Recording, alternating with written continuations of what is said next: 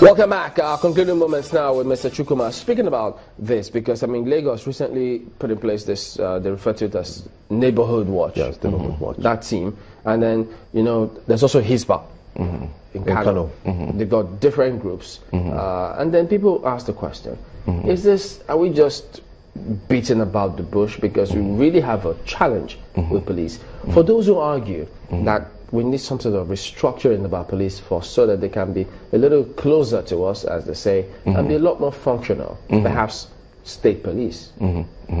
Yeah, I think we have to, we are conflicting two issues here. I think what the Lagos state government did through the neighborhood watch testing is an attempt to integrate the community in the policing process.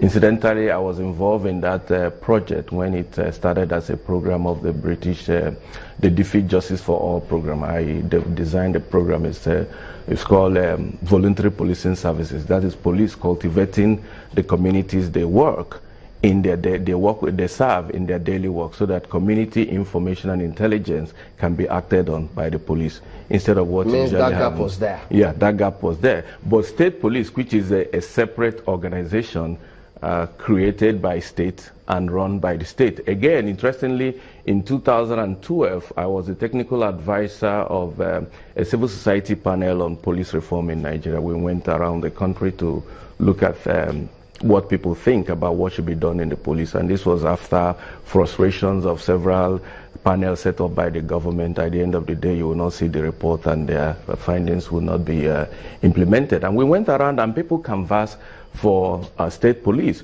but there was a nuance to it, which is one is that the state has to have the resources to demonstrably show that it has the resources to finance such a police organization, because it's a heavy it involves heavy finance. Then the other one is for the National Assembly to set up the legislative framework for the establishment of such police. And the criteria included that the police, if it is set up, must reflect the diversity of the state in which it's going to operate. For instance, a cosmopolitan state like Lagos cannot set up a police organization that would draw personnel from one ethnic group. That's a recipe for problem even before the organization is created. Then the other one, that they will have mechanism for ensuring effective accountability. You know, things like discipline, things like procedure, and then when they violate such a procedure, what should be done. And then the federal police should also have some oversight functions on them, just to make sure that they play by the book. And it was recommended in the report. It received wide reporting in the media, but at the end of the day, government of the day didn't do it. So in principle, I am not opposed to setting up a state police, so long as it follows a procedure that ensures that the personnel should reflect the diversity. So why is it then that the federal government is not pushing this initiative to encourage states to go the way of our state policing?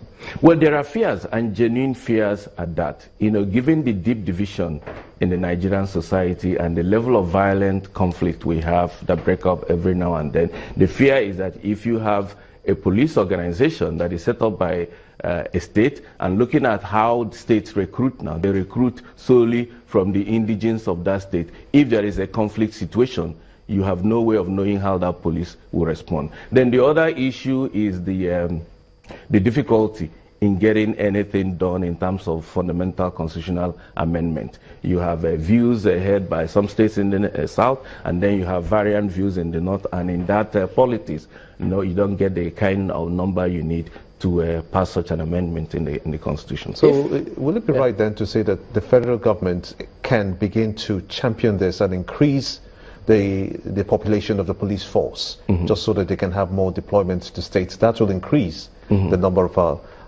policemen that we need just about in every other street, as the Lagos state government is doing with the Neighborhood Watch initiative, having to put personnel on streets. Can this happen?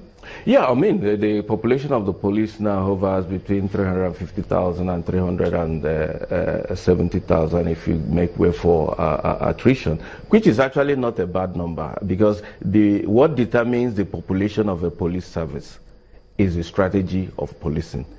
If the strategy is visibility policing, making sure that police are seen in every nook and cranny of the society, then you need more numbers so that people can see the police and then have the confidence or the trust that security is being taken care of. But if the strategy is heavily dependent on technology, you don't need a lot of police. You need a command post with CCTVs over there and a rapid response that whenever there is any situation that requires police attention, that deployment won't take more than 5 minutes. So it's for Nigeria to define really what is the policing strategy that we want. We've had talks about community policing, and I've also I've worked on it in the past, but it has not really been mainstream.